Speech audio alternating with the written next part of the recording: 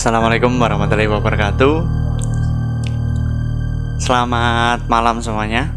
Kembali lagi bersama kami dari Pitik Random TV. Pada kesempatan kali ini kita bertemu lagi dan kita akan membuat sebuah konten ya Mas Adam. Siap. Kita bertemu dengan Mas Adam lagi. Sebenarnya saya juga bosan sih, cuma karena teman saya cuma Mas Adam ini yang bisa saya ajak untuk bikin konten. Kembali lagi di konten yang serem-serem. Kali ini kita akan bercerita horor lagi, tetapi karena kemarin yang cerita sudah saya, jadi untuk kali ini Mas Adam yang akan berkesempatan untuk bercerita. Sebelum itu, mungkin Mas Adam gimana kabarnya? Alhamdulillah baik-baik untuk kabarnya. Ini apa Mas? Baju. Bajunya sama. Ucul Mas. Maaf ya, mic-nya ucul. Kalau ini baju saya baru. Memang sengaja nggak saya lepas labelnya, memang biar teman-teman tahu kalau saya beli baju baru. Ini branded ini, cuman kok sama. Mungkin kebetulan aja. Kalau saya baliknya ini foto kota New York. Kok sama? Nggak jadi branded. Ternyata ini saya beli di Shopee dengan linknya Mas Adam. Baik, cukup mungkin untuk bercandanya. Kita masuk ke sesi yang serius. Mas Adam akan bercerita pengalamannya. Saya juga masih belum tahu, dan ini juga surprise buat saya. Mas Adam mau cerita apa? Untuk waktu dan tempat mungkin saya persilakan. Silakan Mas Adam. Ya, selamat malam para penonton channel kami Pitik Random TV yang berbahagia. Semoga Anda sehat selalu, dilindungi Allah SWT dan diberi kesehatan ya. Saya ini aslinya dari Ngawi Mas. Ngawi. Punya cerita. Asalnya Deni Caknan. Iya, Deni Caknan. Deni Caknan.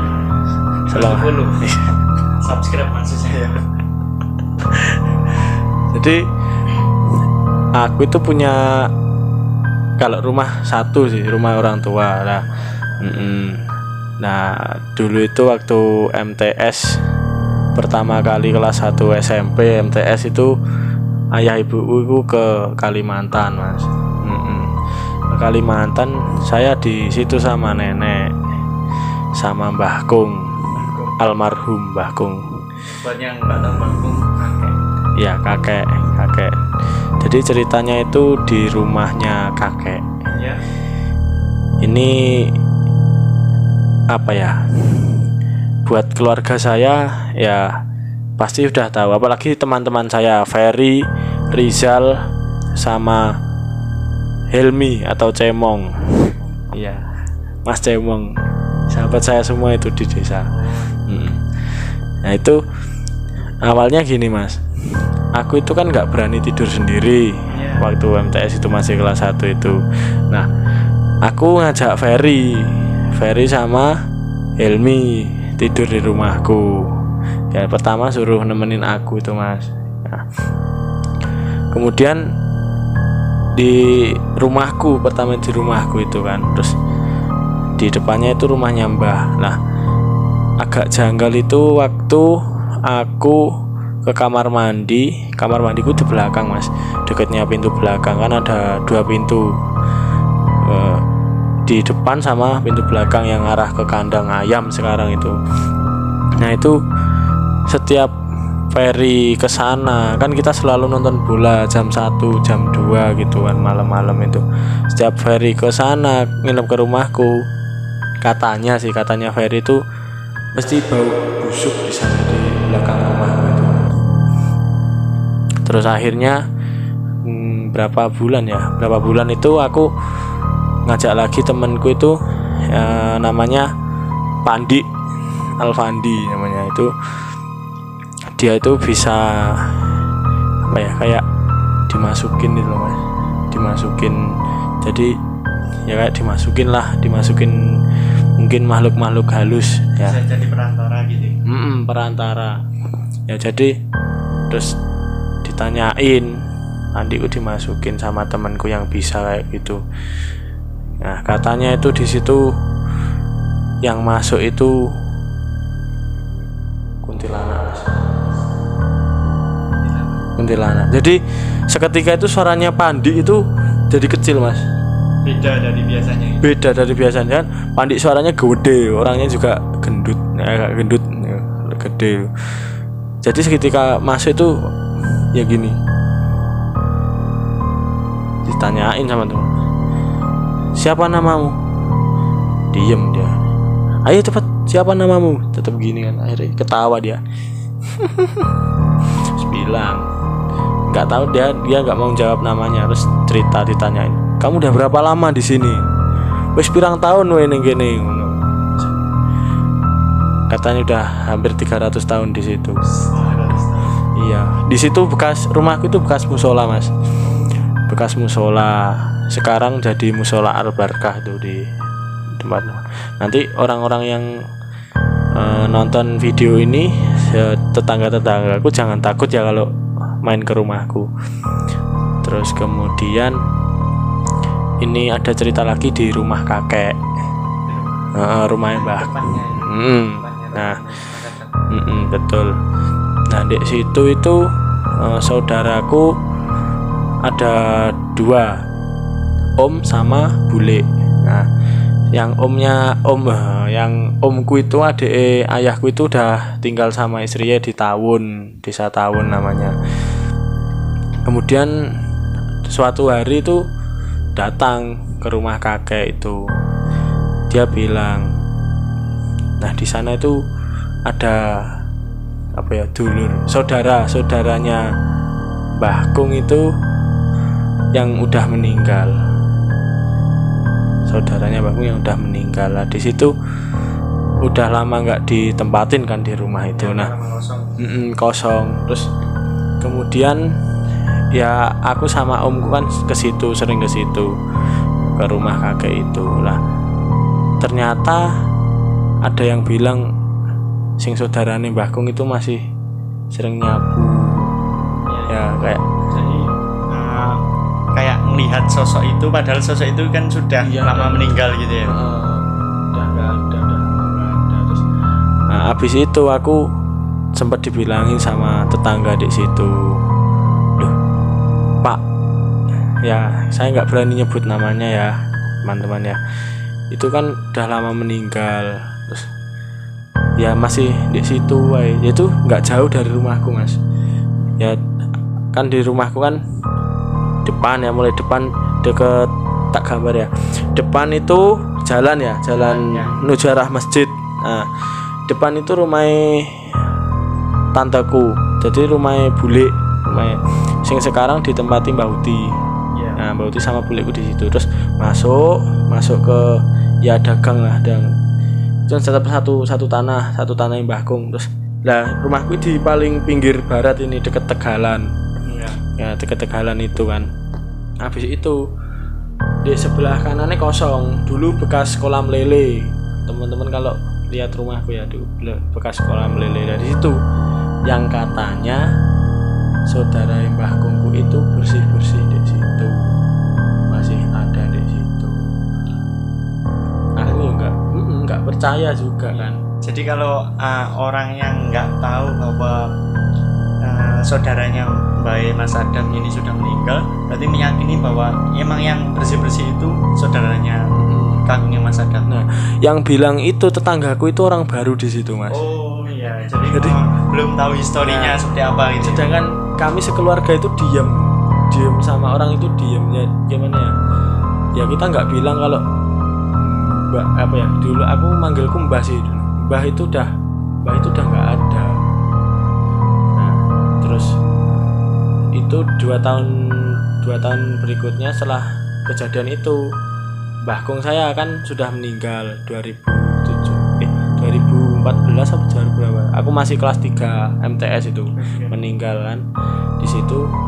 Nah, cerita itu udah lama hilang. Jadi mulai kelas 1 2011 itu sampai 2014 3 tahun. Cerita itu udah lama hilang. Waktu aku SMA cerita itu muncul lagi. Ada orang baru lagi di situ. Nah, ada orang baru lagi di situ ya ngontrak itu Mas. Jadi yang punya rumah omku itu udah pindah kerja di daerah Jabodetabek sana lah. Ya. Ada orang baru ngontrak di situ. Ya sebenarnya orang situ juga sih, tapi yang ngontrak di situ. Jadi orang yang belum tahu seluk-beluknya daerah situ. Jadi setiap orang baru pasti Tahu sing mbah. pasti diliatin sosok itu. Ya, terus kemudian waktu itu ada kakaknya Mbah Uti aku dari Rambe, dari Gunung Lawu sana. Itu masuk rumahku kan. Langsung gini lihat. Leh, lah rumahku kok kayak gini gitu. Itu orangnya itu punya kelebihan gitu ya. Nah, mungkin kayak gitu. Soalnya ya apa ya? Aku tahu Mbah ya kakak Mbah Utiku itu kayak ya mungkin lebih pendekatan kepada Tuhan itu lebih oke lah daripada kita itu. Mungkin ada kelebihan di situ kan. Terus habis itu ya otomatis kaget Mas. Aku, ayah ibuku waktu kumpul kan kaget. Maksudnya apa Mbah? Ya enggak kok kayak gini. Akhirnya ayahku cerita dulu ya waktu ayahku sih di rumah di CSD itu pernah ada cerita gini sama tak sebut ya, Pak Maftuh namanya. Pak Maftuh itu temennya ayahku itu dia lagi garap-garap yang ngetik-ngetik itu loh Mas, ngetik-ngetik itu di jendela. Aku tidur di kamar etan, kamar sing sebelah timur, kamarku sendiri. Ibuku tidur di sing kamar, kan ada 3 kamar. Iya. Di rumahku ada 3 kamar. Ibu timur tidur di kamar belakang itu. Terus tiba-tiba ayah sama Pak Maftuh itu lari di sebelah timur kamarku itu, sing katanya ada orang yang punya gitu. Ya Itu. Boleh ya apa ya? Aku ngomong. Boleh ya apa ya? Tuh aku tahu. Iku SD aku. Terus habis itu ibuku juga bangun. Sing diuber ayahku ambek Pak Maftuh iku enggak ono. itu keadaan siang atau malam? Malam. Masih sore kok habis ngisa. Oh, habis isa. Habis ngisa masih sore. Itu enggak ada. Terus puter sampai enggak ada. Terus kembali lagi ke waktu aku MTS ya, waktu teman-temanku tidur di situ ya, yang mau busuk itu katanya kalau temanku ada yang bisa lihat misalnya, katanya itu cowok kalau yang bau busuk. Bukan dari si kuntilanak itu tadi. Bukan kalau yang bau busuk itu katanya posong. Itu tempatnya di pas belakang agak pojok. Dulu itu ada pring, bambrongan pring bambu di situ. Itu udah ditebang sekarang tapi sama ayahku. Ya biasanya kalau bambu kan rimbun gitu ya, gelap. Yo di situ. Yo memang sih di situ ada kakusnya tapi bukan bau taek kok. Bosokin aku juga nyium.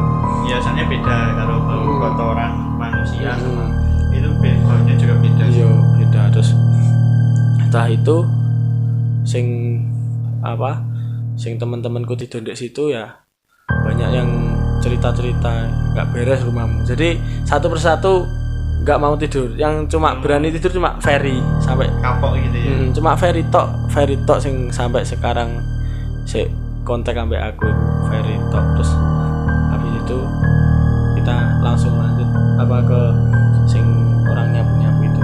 Nah, jadi orang baru itu yang di situ itu gini, setiap kayak sore misalnya lihat saudara Mbahku itu nyapu dijak jagongan Mas. Diajak ngobrol. Iya, diajak ngobrol. Ceritanya gitu, diajak ngobrol. Nah, suatu saat aku ke situ sama omku, dia bincang-bincang sama terus ketemu. Iya Mas, main. Gitu. Terus akhirnya gini. Ya alhamdulillah iso resik-resik. Yang bendino iso ana sing resik-resik. Jadi setiap hari udah ada yang bersih-bersih katanya tetangga aku itu. Bentar. Itu waktu diajak ngobrol sama orang baru itu, sosok tersebut ngerespon atau enggak, Mas? Enggak Mas kayak. Loh. Oh, Waktu diajak ngobrol. Iya, ngerespon katanya. Respon. Bilang rumahnya di situ, Dek. Sekarang rumahku itu. Iya. Sekarang rumahku itu. Dulu kan musola kan. Terus habis itu enggak tahu ya apa dibutakan apa gimana, enggak tahu juga, malu halus ya. Terus habis itu kalau menurutku itu bukan saudara mbahku. Itu hanya makhluk halus yang mungkin menyerupai itu sama mungkin ya kan orang baru sih ya, dites juga itu sih. Jadi posisinya itu di belakang rumah Mbah Lan itu kakaknya Mbah Kung, almarhum Mbah Kung aku. Itu posisi yang dibilang nyapu itu di situ. Terus akhirnya udah lama bincang-bincang kan, akhirnya omku negesi wis, Pak minta maaf ya sebelumnya, yang bapak ceritakan itu sepertinya udah meninggal dunia, udah lama. Responnya gimana terus? Jadi sih. Jelas harus gimana ya, bingung dia itu siapa yang setiap sore diajak bicara itu siapa, nggak tahu gitu. Saya nggak bisa bayangin, cuma saya orang baru di situ. Kemudian saya melihat, istilahnya kan kita sebagai orang baru pasti ingin berkenalan, ingin ngajak ngobrol, ingin lebih dekat dengan tetangga kita. Tapi ketika melihat fakta yang ada, pasti saya kaget dan pasti saya takut juga di situ. Nah ini yang orang baru yang pertama, yang mulai aku kelas 1 SMP sampai Mbah Kung meninggal ini nggak tak kasih tahu. Maksudnya nggak dikasih tahu sama keluargaku kalau saudara Mbah itu udah meninggal. Nah yang orang baru yang selanjutnya ini sama omku dikasih tahu. Akhirnya dia ya setelah dikasih tahu itu sama saya juga. Jadi setelah dikasih tahu itu dia sama sekali nggak pernah melihat saudarane Mbah itu, sosok itu tadi ya nyapu. Sosok itu tadi nyapu. Tapi ya itu kan kayak ya memang kalau saya nggak sepenuhnya percaya dunia tak kasat mata, nggak sepenuhnya percaya sih. Tapi kalau menurut pengalaman saya yang diceritakan tetangga saya itu ya mungkin ada ya. Terus habis itu 2017 aku kelas berapa? Kelas 2 ya, kelas 2 SMA. Aku tetap sendiri, mulai SMP aku sendiri di rumah itu, Mas. Mbah Uti, Mbah perempuan itu sekarang tinggalnya sama bule. Oh, sama. Terus 2017 itu kalau nggak salah ibu pulang bulan apa ya? Tak ceritain kan. Itu sing tak ceritain sing tetanggaku itu kan dibilangin gitu. Akhirnya tapi tetap di situ dia. Tetap di kontrakan itu. Terus aku bilang ke ibu, "Bu, ya apa rek? Gimana ruwatnya apa? Selamatan. Kayak selamatan gitu. Selamatan. Hanya kita mendoakan biar tidak terjadi hal-hal. Iya, akhirnya namanya kalau orang Jawa itu ditironi. Akhirnya ya kayak selamatan, cukup satu keluarga itu aja. Terus nganterin makanan itu ke tetangga itu. Ya, tapi tetap aja kan rasanya kayak horor. Gimana ya di rumah sendiri kan. Terus selain itu flashback kembali ke zaman SMP ku waktu teman-teman di situ itu sama sekali nggak ngelihat sosok yang dilihat tetanggaku itu. Biasa bersih itu tadi. Nggak sama sekali nggak ngelihat itu. Teman-temanku itu cuma ngelihat ya bau-bau aja sih. Kalau ngelihat nggak pernah sih di situ, cuma bau-bau. Terus di belakang rumah sekarang jadi kandang ayam itu kan dulu ada pohon kates, pohon pepaya. Nah, pohon pepaya itu apa ya, kan nggak mungkin sih pohon pepaya sampai mentelung itu apa, sampai melengkung gini kalau nggak dinaikin orang, sesuatu lah ya.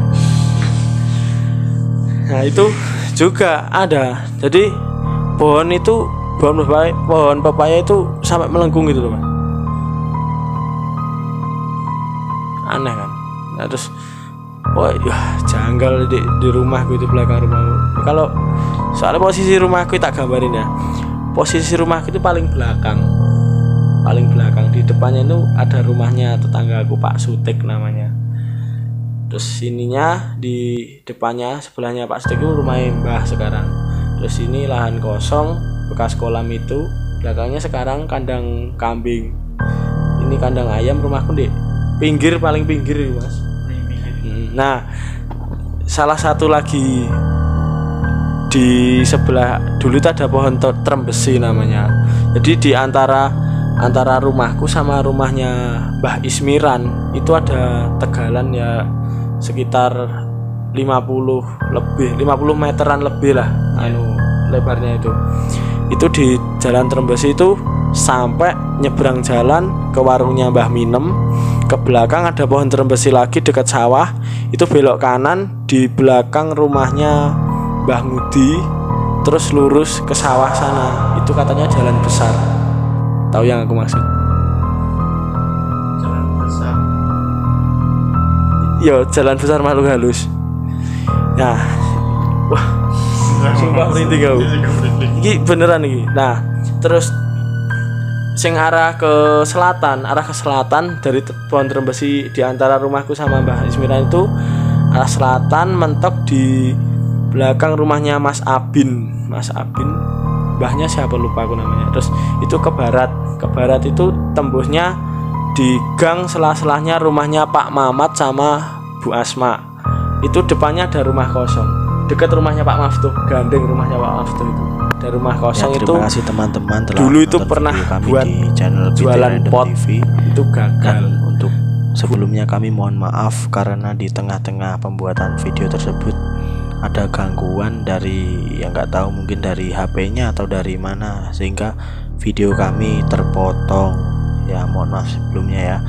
Dan kami akan janji akan melanjutkan part 2 untuk cerita horor kami. Tetap stay di channel BTR Random TV. Saya dan Reza mengucapkan terima kasih. Assalamualaikum warahmatullahi wabarakatuh.